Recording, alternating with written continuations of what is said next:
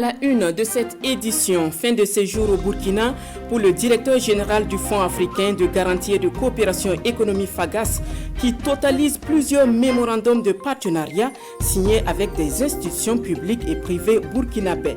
Le point complet de son séjour à suivre dans cette édition.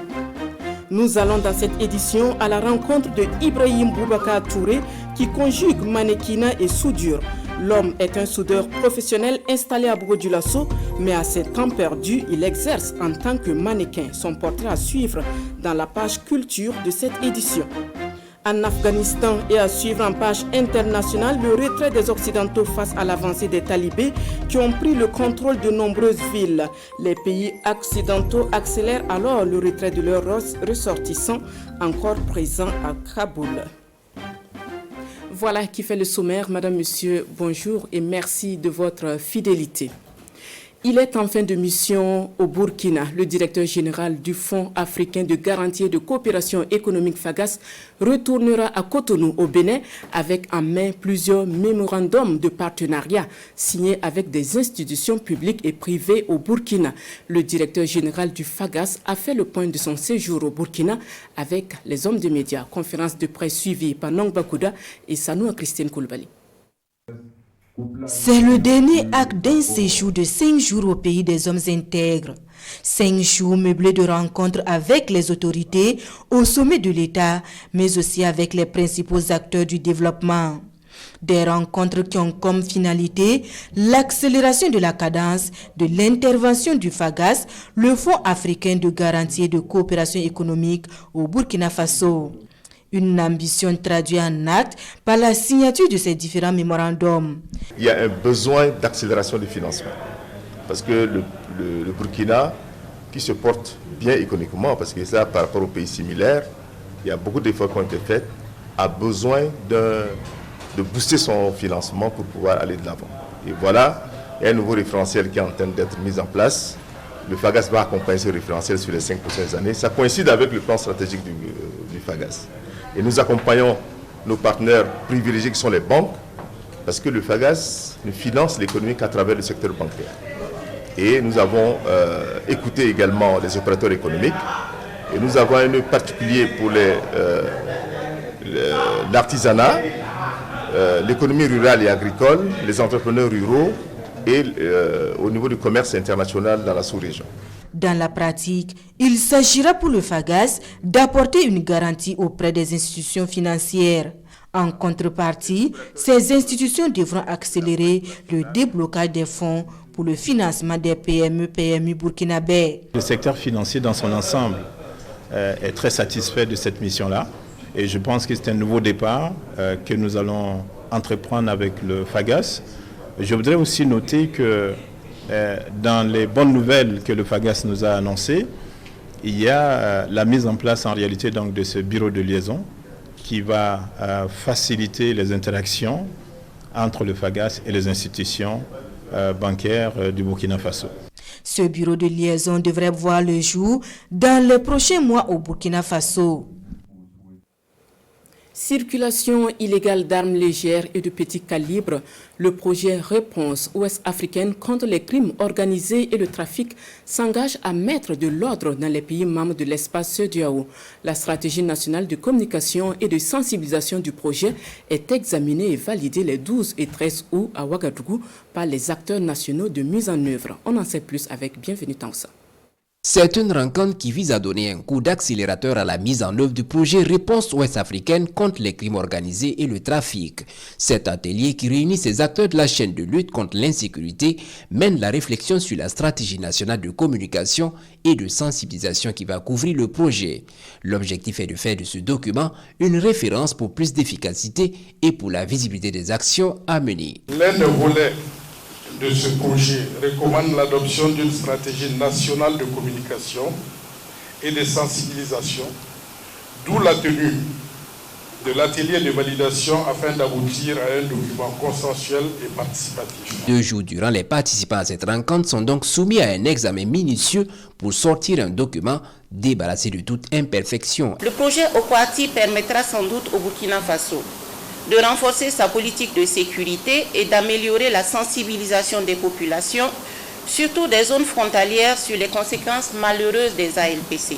La communication est un pilier essentiel dans les actions de bonne gouvernance et il est capital que les populations soient permanemment informées, sensibilisées et formées à travers des canaux appropriés afin qu'elles puissent participer de façon efficace à l'atteinte des objectifs du projet. Financé par le gouvernement allemand et l'Union européenne, le projet Réponse ouest-africaine contre les crimes organisés et le trafic vise à réduire la circulation illégale des armes légères et de petit calibre au Burkina Faso et dans 6 autres pays de la CEDEAO. Il doit couvrir 5 régions du Burkina Faso, dont les Cascades, les Hauts-Bassins et le Sahel. La circulation illégale d'armes est accentuée par l'avènement du terrorisme. Et pour lutter contre cette insécurité, l'état d'urgence est instauré au Burkina. C'était en décembre 2018. Le sujet fait alors débat. La limitation des libertés individuelles n'est pas du goût de tous.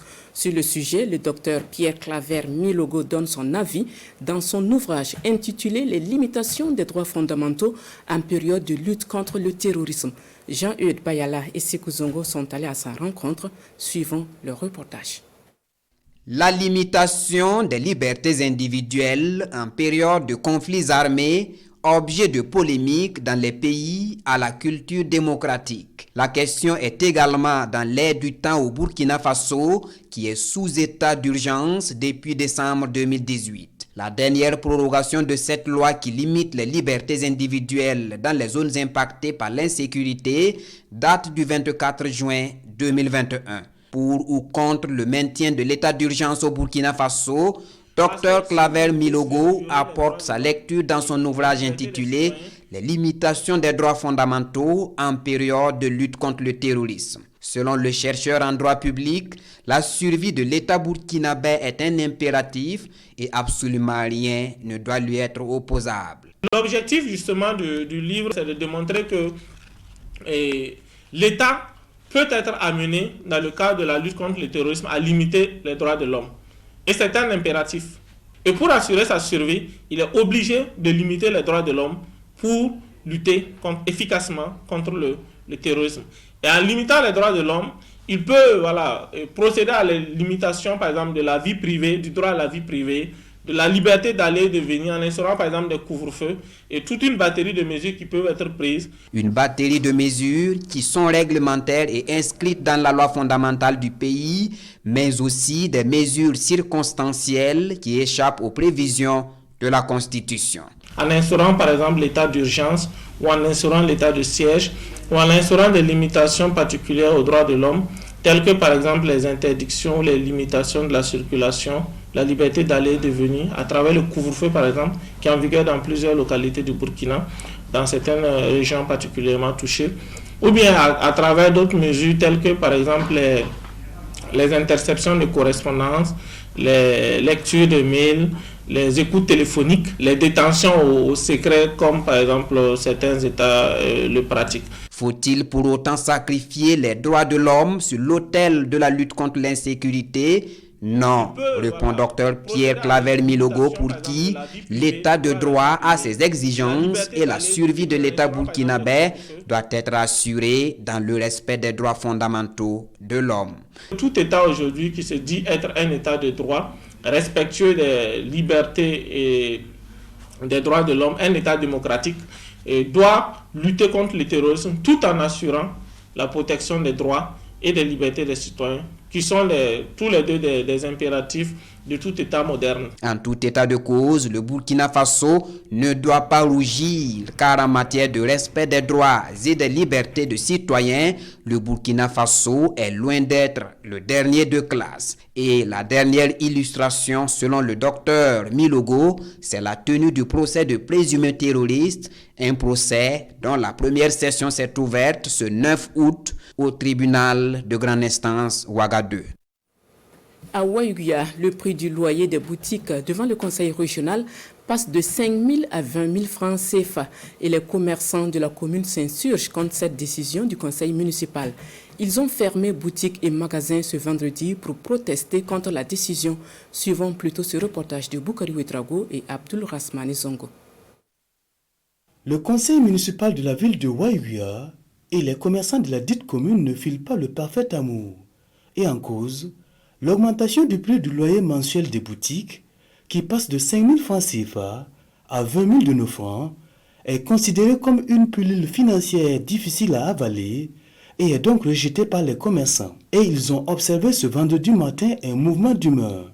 En témoigne, ces rues quelque peu désertes, pourtant ordinairement bondées de monde, des boutiques closes, des magasins esselés, sans clients ni propriétaires.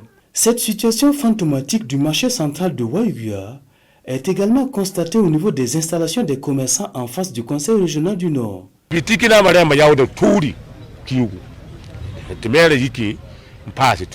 Ceux qui ont des boutiques payaient 5 000 francs CFA par mois. Mais le maire est venu augmenter à 20 000 francs CFA. Nous avons négocié sans succès. Avec le Covid-19 et l'insécurité, nous sommes à bout de souffle.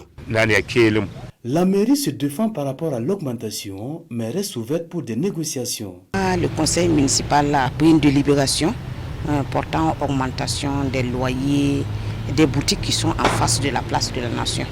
Ces boutiques étaient mises en location à 5 000 francs le mois. Et le conseil municipal a jugé bon de relever ce montant-là à 20 000 francs. Parce que, bon, quand même, vous voyez que c'est la place la plus importante, en tout cas la plus animée de la ville. S'ils ne sont pas contents, bon, des négociations sont là. On va ramener le sujet sur la table. En attendant, le domicile privé du maire de la ville de Waiguia, situé au secteur 1, a été vandalisé par un groupe d'individus. On peut dénombrer des vitres et lampes brisées, des pots de fleurs renversés, des arbres également n'ont pas échappé à la furie de ces visiteurs indésirables. Entrepreneuriat des jeunes, 300 diplômés de l'enseignement supérieur vont bénéficier cette année de l'accompagnement du programme d'appui à l'insertion socio-professionnelle des jeunes diplômés en fin de cycle. L'édition 2021 de ce programme annuel est lancée ce 12 août à Tinkorgo. Il répond à la volonté du gouvernement d'accompagner les jeunes diplômés dans leur insertion professionnelle. Compte rendu de Paul Kietega et Bernard Diasso. Le programme d'appui à l'insertion socio-professionnelle des jeunes diplômés édition de 2021 est officiellement lancé au cours de cette soirée d'hommage à la jeunesse. Les jeunes diplômés du Burkina vont bénéficier de formations aux techniques de recherche d'emploi et à l'entrepreneuriat, également d'assistance à l'élaboration de projets d'auto-emploi et de stages d'initiative à la vie professionnelle. Ce programme m'a permis d'obtenir un stage, ce qui va me faciliter mon insertion professionnelle. Ce programme d'appui à l'insertion socio-professionnelle des jeunes diplômés en fin de cycle se met en œuvre dans les 13 régions du Burkina avec l'accompagnement des structures d'accueil des bénéficiaires. C'est être inscrit à l'Agence nationale pour l'emploi, c'est-à-dire détenir la carte de demandeur d'emploi. Donc, troisième critère essentiel, c'est de n'avoir pas participé à une édition passée du programme. Ce programme constitue un tremplin qui permettra aux jeunes d'accroître leur employabilité et d'accéder à des emplois décents et productifs. Pour cette édition 2021, nous visons donc le recrutement de 300 jeunes diplômés de toutes les régions. C'est peu, mais nous pensons que c'est comme ça, petit à petit, que nous allons donc arriver à trouver de l'emploi pour l'ensemble des jeunes. Le programme s'adresse essentiellement aux jeunes diplômés en fin de cycle de l'enseignement supérieur public et privé, titulaires du DIT, du DTS, BTS, de la licence, de la maîtrise, du master, du DEA, du DSS, du MBA, du doctorat ou tout autre diplôme reconnu équivalent. Après les hauts-bassins, c'est dans la Boukou du Mouhoun que le ministre de l'Agriculture, des Aménagements hydro-agricoles et de la mécanisation, Salif Ouedraogo, et ses collaborateurs sont allés constater l'évolution de la campagne agricole. Quelques champs visités et la délégation encourage le monde paysan visite guidée des champs vus et commentés par Nabaïda Dabiré, Edouard Ouedraogo et Karim Ouedraogo. Des champs de maïs à montaison et de coton à Kiriba, des bas-fonds rizicoles qui augurent de bonnes récoltes à l'an. Le ministre en charge de l'agriculture est ici en contact direct avec les populations du monde rural. Dans ses exploitations de céréales et de coton, Salif Ouedraogo écoute les explications des propriétaires et les techniciens de l'agriculture sur l'évolution de la saison pluvieuse. Encore des semis se poursuivent pour le sésame, le niébé, donc des opérations culturelles Actuellement, ce sont les entretiens, l'application des engrais. La situation phytosanitaire, on dirait qu'elle est normale. Des explications qui rassurent le ministre quant à l'atteinte des objectifs. Cette année particulièrement, nous avons constaté qu'il y a il y a une augmentation des emblavures au niveau, par exemple, du maïs. On a près de 70% d'augmentation. Également, au niveau du coton, on a à peu près 10% d'augmentation. Et surtout du fonio, où il y a près de 266% d'augmentation. Du site d'exploitation de Hadou Oumarou à Kériba, au bas-fond risicole de l'An, en passant par l'exploitation des 10 hectares du jeune entrepreneur Kassoum Dayo, les chapelets de doléances sont les mêmes. Sur ce bas-fond de 1400 hectares, les producteurs ont voulu obtenir d'autres tracteurs parce qu'ils ont déjà bénéficié d'un tracteur et d'un motoculteur du ministère de l'Agriculture. Mais ce n'est pas suffisant. Au niveau du ministère, nous allons prendre des dispositions pour qu'ils puissent avoir également un tracteur, mais surtout des moissonneuses et surtout des batteuses. La Boukou de Mouhoun atteint plus d'1,051,000 tonnes de production en céréales, dont 144 000 tonnes de riz à la sortie de cette campagne humide 2021-2022.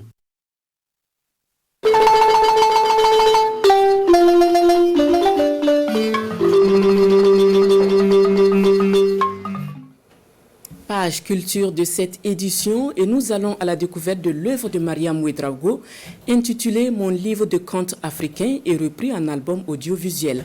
L'auteur entend transmettre des valeurs culturelles aux jeunes à la croisée des chemins face à la mondialisation croissante.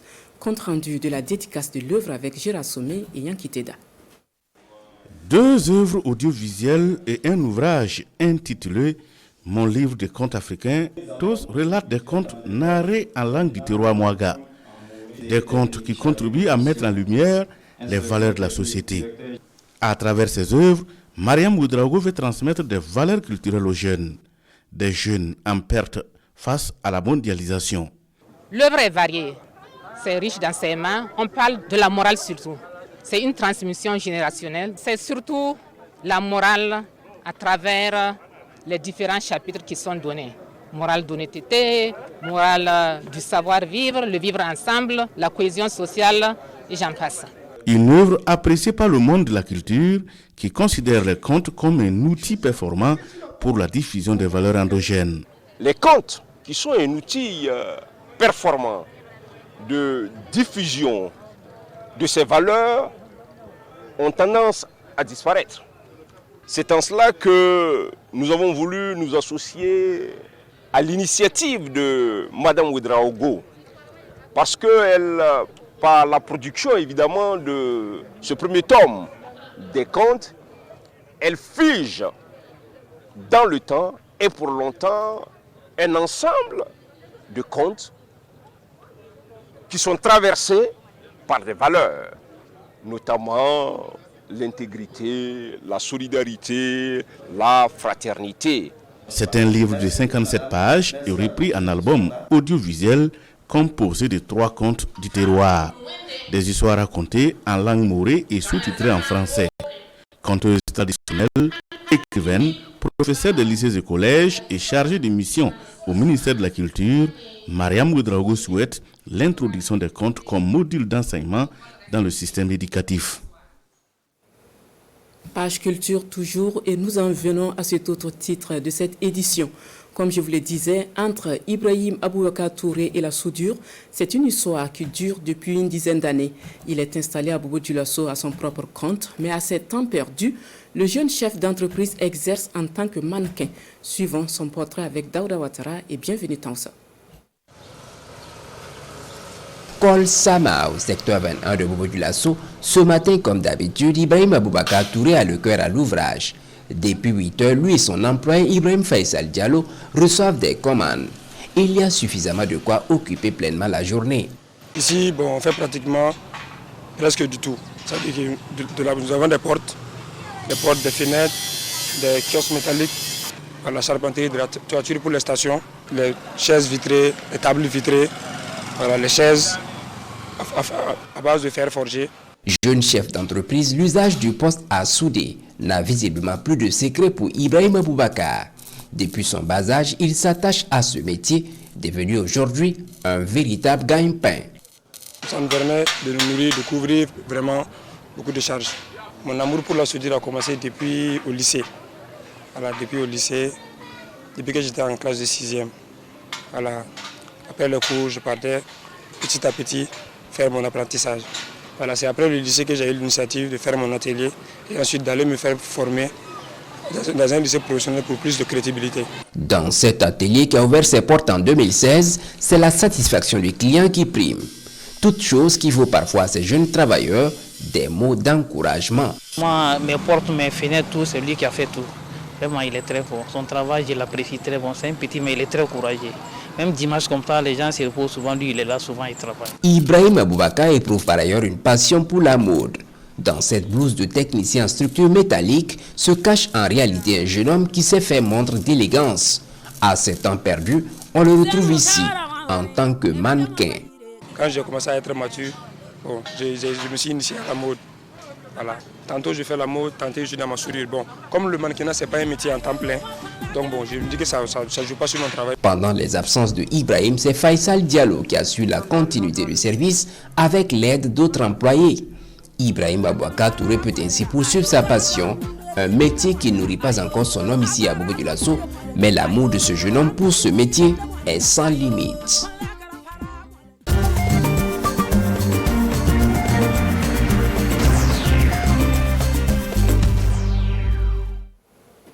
Nous parlons sport dans cette édition. Hugues Fabrice Zango, premier médaillé olympique du Burkina, est allé à la rencontre des meilleurs élèves au CEP, BPC et au BAC. Il a encouragé et salué les efforts de ses élèves. C'était hier au ministère de l'Éducation nationale, de l'alphabétisation et de la promotion des langues nationales. Témoignage de Césaire Carfo et Abdoulaye Kabori. Hugues Fabrice Zango au ministère de l'Éducation nationale, de l'alphabétisation et de la promotion des langues nationales. Le premier médaillé olympique burkinabé est venu encourager les 3 meilleurs nationaux au CEP, au BPC et au BAC, toutes séries confondues, à persévérer dans la quête de l'excellence. Il faut accompagner et encourager l'excellence. Il faut encourager le mérite. Et ça, c'est une vision que j'ai depuis tout petit. Peut-être que j'ai eu la chance, ou voilà. Mais en tout cas, j'ai toujours voulu être excellent dans tout ce que je faisais. Et lorsque j'entreprends un truc, il faut absolument que j'aille au bout, que j'aille toucher la crème. Et c'est ce qui a fait que justement j'ai pu être premier au BPC. Et en fait, repensant à mon parcours, j'ai pensé qu'il était bien justement de revenir et encourager les plus jeunes frères. 2 des 3 meilleurs lauréats nationaux aux examens 2020-2021 étaient présents. Ce sont Uri Tiombiano qui a obtenu 18,42 au bac D, et ce, dans toutes les séries confondues. Et puis Yves-Stéphane Ouedraogo, le meilleur au CIP, avec 165 points sur 180 possibles. Je suis heureux de ce qu'il a fait et je vais encourager aussi mes petits frères à faire, avoir un bon exemple. Je vais être champion en sport comme à l'école. Je suis vraiment très heureux et très touché par ce geste. Franchement, je ne m'y attendais pas, mais surtout quand j'ai écouté un peu son parcours, il est vraiment une source d'inspiration pour nous. Le secrétaire général du MENA-PNL, représentant son ministre, a salué l'acte du donateur Hugues Fabrice Zango. C'est le sport qui a fait qu'on l'a connu. Et ici, il vient de démontrer qu'en réalité, le sport et l'école, c'est plutôt complémentaire. On peut être très bon et c'est au bout de l'effort qu'on peut avoir beaucoup de choses. Et le fait qu'il nous revienne pour se rappeler qu'en réalité, c'est peut-être l'école qui lui a appris le goût de l'effort. Pour nous, c'est quelque chose qui est important et ça devrait inspirer la jeunesse. Fabrice, après tous les honneurs reçus, s'apprête à rejoindre la France ce dimanche. L'athlète au triple saut va faire valoir ses qualités dans d'autres compétitions. Voilà, je reçois Jérôme Tiendrebego pour la partie entretien de ce samedi sport. Bonjour Jérôme. Bonjour Mounira. Bonjour à tous les téléspectateurs. Hugues Fabrice Zango qui est obligé de prolonger son séjour au Burkina. Oui, Abdoulaye Kabouré l'a dit, il devrait partir donc ce dimanche sur la France où il vit pour ses études bien entendu. Mais Hugues Fabrice Zango qui est obligé de prolonger donc son séjour pour pouvoir donc répondre aux nombreuses sollicitations. Vous avez pu vous rendre compte de l'importance de la médaille olympique depuis son arrivée. Hugues Fabrice Zango qui n'a pas du tout de repos entre palais. Donc il a été reçu par le président du Faso, reçu par le Premier ministre, le président de l'Assemblée nationale, le ministre des Sports et des Loisirs, bien entendu d'autres personnalités qui sont là, qui veulent voir ce garçon-là qui fait la fierté du Burkina, non seulement au Burkina mais aussi à travers le monde avec cette médaille olympique. Sur les images de Abdoulaye Kabouré, je suis très content parce que Hugues Fabrice Zango qui reçoit bien sûr, mais aussi qui sait donner, qui sait encourager les jeunes pour l'excellence, que ce soit scolaire ou sportive. En tout cas, bravo donc au championnat. Et pour vous dire tout sur Hugues Fabrice Zango, il est attendu demain dimanche à 9h au gouvernorat de Koudougou, pour ne pas dire du centre-ouest. Vous savez qu'il est burkinabé, mais il vient donc de la région du centre-est. Hugues Fabrice Zango qui est de Nandiala, une petite localité donc de Koudougou, en tout cas qui est très fier de son fils. Et il sera reçu donc demain au gouvernorat avec Madame la gouverneure et bien entendu toutes les autorités locales. Nous souhaitons un bon séjour. Et finalement, c'est mercredi que Hugues Fabrice Zango va partir après avoir donc offert un déjeuner donc à la presse sportive qu'il a beaucoup accompagné. En tout cas, il dit qu'il tient à dire merci à la presse sportive. Ce sera mercredi avant son départ. Alors, Jérôme, vous êtes là aussi pour nous parler du programme sport sur la RTB. Bien sûr, mais avant donc de parler de ce programme alléchant là qui attend nos téléspectateurs, c'est le lieu pour moi pour clore cette page JO de dire merci à son Excellence Monsieur Pascal Bachobo, qui est l'ambassadeur du Burkina au Japon, qui a tout fait pour rendre donc le séjour de la délégation burkinabé au Japon très agréable, malgré le contexte très compliqué de Covid-19. Et pour vous dire, l'ambassadeur avait concocté un programme de séjour avec la ville de Shiroi, qui est une ville à 2 heures donc, de Tokyo, où le maire Kikyo Kasai et tous les citoyens donc, de cette ville-là avaient décidé de mettre toutes les infrastructures sportives de la ville à la disposition des athlètes burkinabés pour qu'ils puissent bien se préparer. Fabrice Zango a eu la médaille de bronze, mais on sait que ce n'est pas sa meilleure performance. Il aurait fait sa meilleure performance qu'il aurait eu donc l'or, mais je pense que quelque part si toutes ces conditions de préparation avaient été réunies, peut-être qu'il aurait eu mieux que le bronze. Mais en tout cas, on salue toutes les autorités donc, de Shiroi et la population qui est très chaleureuse, qui attendait, qui a regretté de n'avoir pas pu recevoir donc la délégation burkinabé, mais qui a tenu à manifester sa solidarité, ses encouragements, ses félicitations également aux athlètes burkinabés, à Hugues Fabrice Zango notamment. Et pour revenir au programme donc sportif, vous savez que pour avoir les droits de montrer les JO au Burkinabé, la RTB a acquis donc des droits avec lesquels donc les droits de transmission de la première ligue anglaise et aussi de la Bundesliga allemande, et ça sera donc sur le programme les antennes de la RTB tous les week-ends. La Bundesliga, c'est tous les samedis à partir de 16h30 en direct. On aura un match, et la première ligue, en tout cas pour ce mois d'août, on aura des matchs à 14h, et tout à l'heure on aura Chelsea Crystal Palace, que je me ferai le plaisir donc de présenter avec mon consultant Papi Raymond Dagba, que nos téléspectateurs en tout cas sportifs connaissent très bien, mais ce qui n'est pas à présenter sur les antennes de la RTB. Et ce sera ainsi toute la saison 2020-2021. Certains se demanderont pourquoi on ne prend pas le championnat national. Il faut dire d'abord que ces droits ont été acquis avec les JO, donc on les a en prenant donc les JO. Mais la Fédération burkinabé de football et la radio-diffusion télévision du Burkina sont en pourparlers donc pour pouvoir trouver les voies et moyens pour proposer des matchs de la du fast-foot D1, bien entendu D1, donc aux téléspectateurs, et on est en train de voir comment insérer ça donc, dans le programme. La saison qui n'a pas encore commencé, donc on a le temps encore de pouvoir trouver cet accord-là de partenariat qui va nous permettre donc de prendre, d'offrir à nos téléspectateurs donc, le championnat national de football de première division du Burkina. On vous retrouve tout à l'heure donc à 14h. Pour Chelsea, Crystal Palace. Sur la RTV. Merci. Page internationale à présent, face à l'avancée des talibans, les Occidentaux quittent l'Afghanistan. Les talibans ont pris le contrôle de plusieurs villes. Ils se rapprochent de Kaboul, la capitale, et les pays occidentaux accélèrent le retrait de leurs ressortissants. Suivant.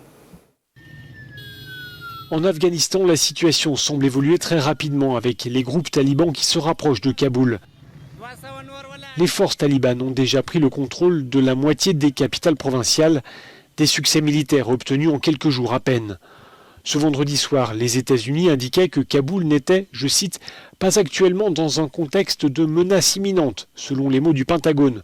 N'empêche, la plupart des pays occidentaux encore présents en Afghanistan sont en train de rapatrier leurs ressortissants. Ainsi, l'Espagne ou encore l'Allemagne, dont le chef de la diplomatie précisait ce vendredi après-midi. Nous allons réduire dans les prochains jours le personnel de notre ambassade au minimum absolument nécessaire.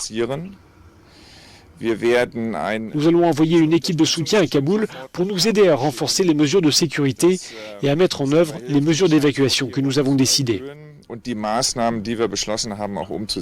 Le secrétaire général de l'OTAN s'est également exprimé à l'issue d'une réunion avec les ambassadeurs de l'Alliance à Bruxelles.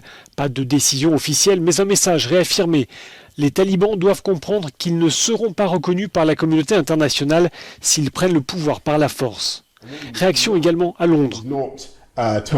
Ce que nous devons faire maintenant, a dit le Premier ministre britannique, ce n'est pas tourner le dos à l'Afghanistan, mais continuer, en tant que membre du Conseil de sécurité de l'ONU, à travailler avec nos partenaires pour nous assurer que le gouvernement de Kaboul ne laisse pas le pays redevenir un terrain fertile pour le terrorisme.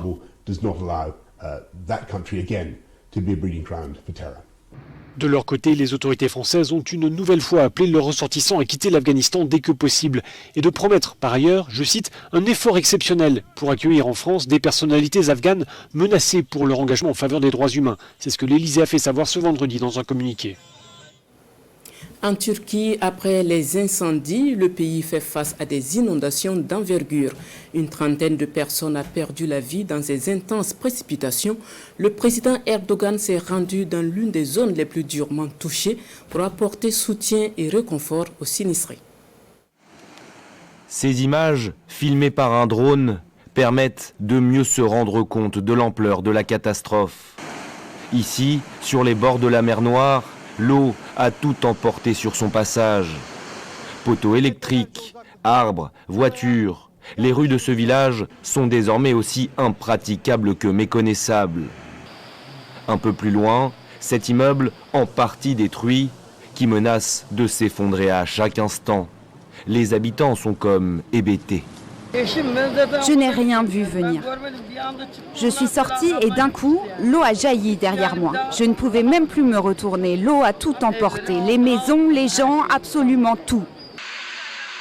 Par endroits, le niveau de l'eau a dépassé les 4 mètres. Emportés par les flots, de nombreuses personnes manquent toujours à l'appel.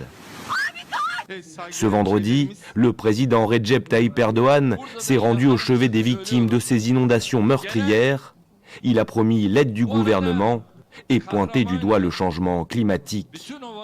Cela ne se produit pas uniquement dans notre pays.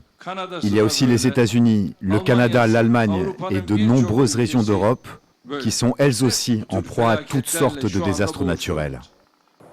À peine remise d'incendies meurtriers, la Turquie est donc frappée par une deuxième catastrophe naturelle coup sur coup, les pires inondations depuis des décennies dans le pays. Ainsi se referme cette édition de la mi-journée. Merci à vous qui l'avez suivi. Bon week-end à tous en compagnie des programmes de la RTB.